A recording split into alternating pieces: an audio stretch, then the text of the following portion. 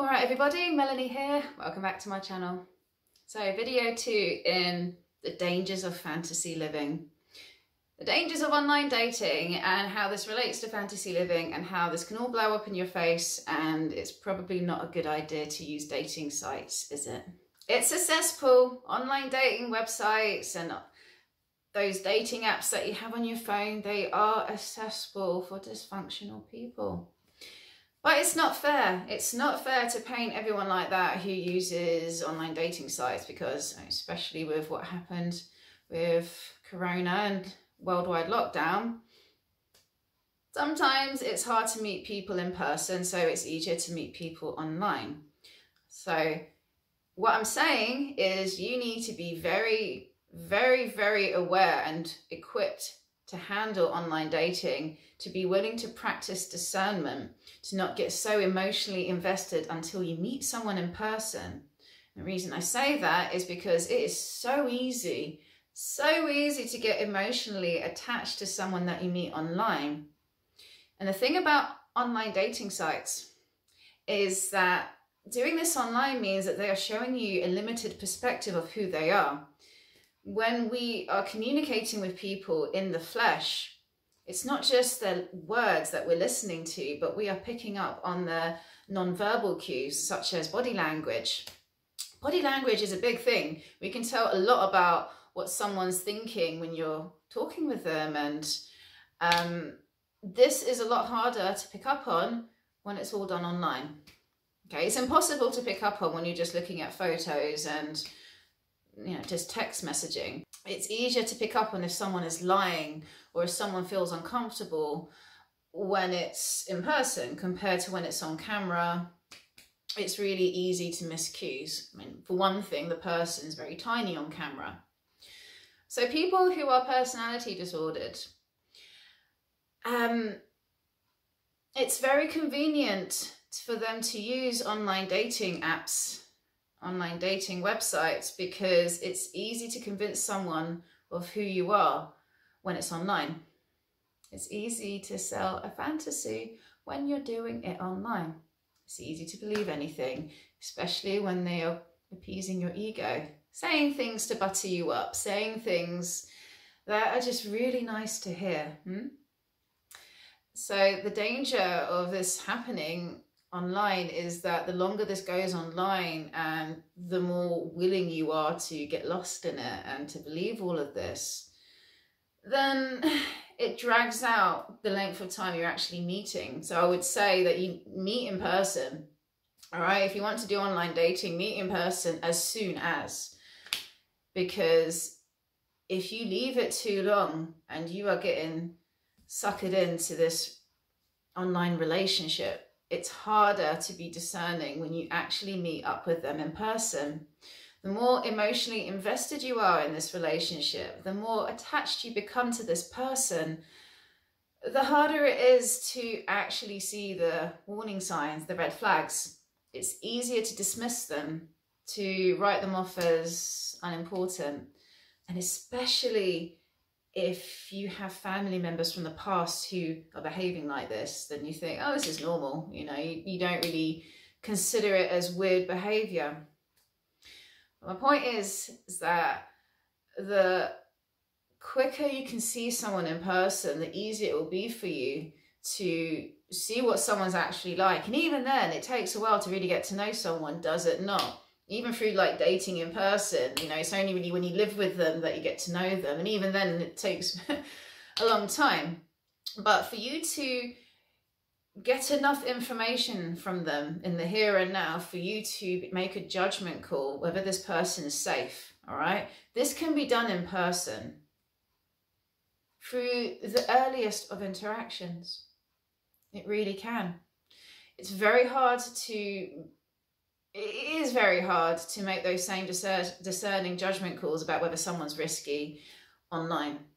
I'm making this video about online dating because many of my clients have met their personality disordered exes through online dating.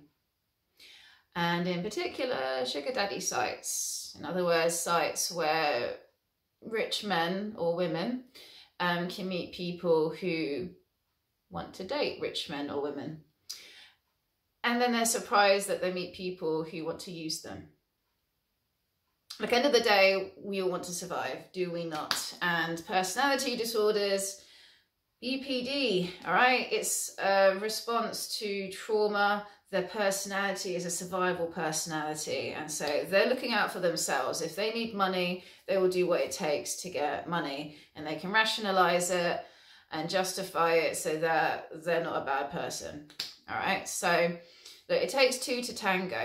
If you feel like you've been getting conned with people that you meet online, if you get suckered into an online relationship by someone who bats their beautiful eyelashes and you feel like you're their rescuer, you know, you want to help them out of a fix, and then, you know, you give them some money, you help them out, and then you never hear from them again. And then you wondered what happened and why you got used. It's on you as much as it's on them, okay? The more time you spend in fantasy and daydreaming, the more you avoid reality, the more likely you will get conned, the more likely you will get used, you will get manipulated. And it happens to the best of us. It happens to most of us when we're young and naive. And unfortunately, it's experiences such as this, you know, being used, being conned, whether it's a friend, a partner. The pain of it is meant to guide you to make wiser choices in the future. This is how it is when we're young and naive and we get duped.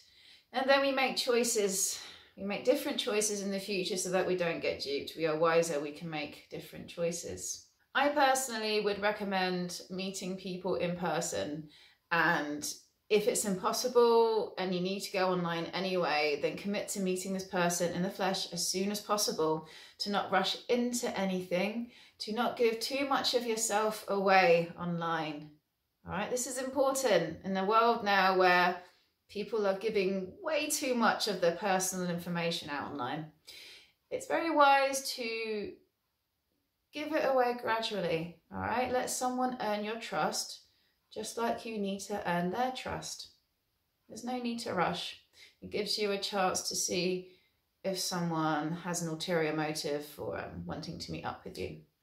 All right, this is actually quite a good technique for ascertaining if someone maybe is personality disordered.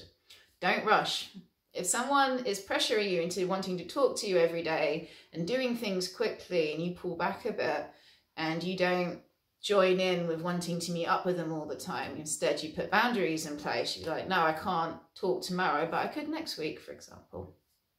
If they ask you to do something and you say no, people who are personality disordered often do not like being told no. They like to be in control and do not like being met with boundaries a lot of the time. A lot of the time they'll take it personally and think that they're being attacked, and then will stew upon it, they'll ruminate on it and then get very angry and may lash out, or they may ignore you, or may want to play games with you, may take it personally. So all the more reason to slow it down. And if you don't want to slow it down, if you're like, no, I want to jump right into this online relationship that I met with someone on this website. If you're desperate for a relationship, it will be picked up upon, all right? People who want to use you, they can smell desperation. They really can. Whether it's someone, they just want someone to look after them emotionally, whether they want someone to look after them financially. If you are desperate to be loved and you're desperate to be seen, and you are quite happy to jump into something very quickly, you know, it's obvious. And the thing is that this can be really off-putting to someone who is, you know, quite stable.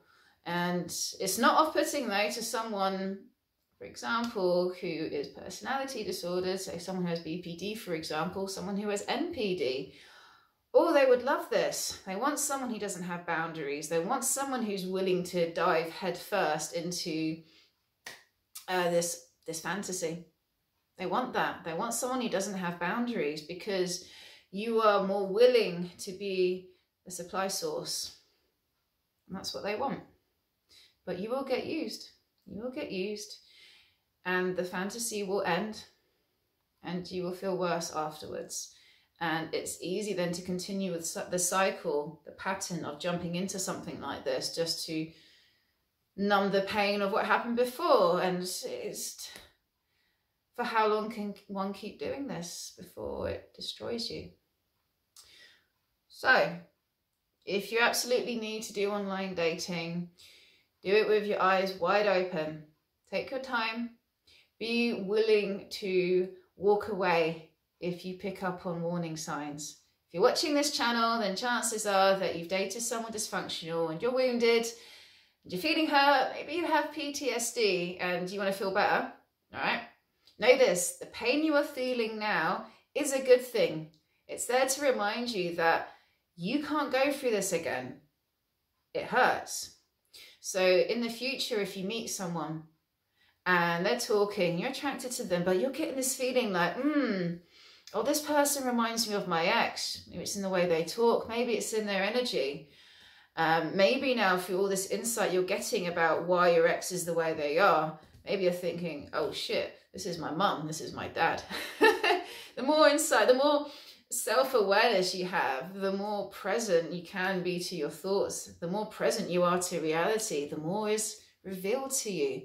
And the deeper the insights go. So you might end up meeting people and thinking, oh, you remind me way too much of my ex, and oh, you're doing what my mum used to do.